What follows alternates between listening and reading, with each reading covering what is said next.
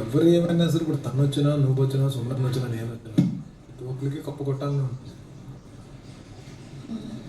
ఆ కప్పు కొట్టే ప్రాసెస్లో ఈ చిన్న చిన్నవి ఎందుకు మనకి హర్డిల్స్ అవ్వాలని చెప్పి నా బాధ. అంత మంచి ఇంకేం లేదు. ఎక్కడో దగ్గర నువ్వు అనిపించుకున్నావు కదా అందరి చేత మాటలు అందరూ అంటున్నారు కదా, తన్నే నిలబెట్టి అంటున్నారు కదా. ప్రతిసారి ఇంకా హౌస్లో ఉన్నంత వరకు ఇదే సమాధానం చెప్పుకోవడానికి మనకేమో.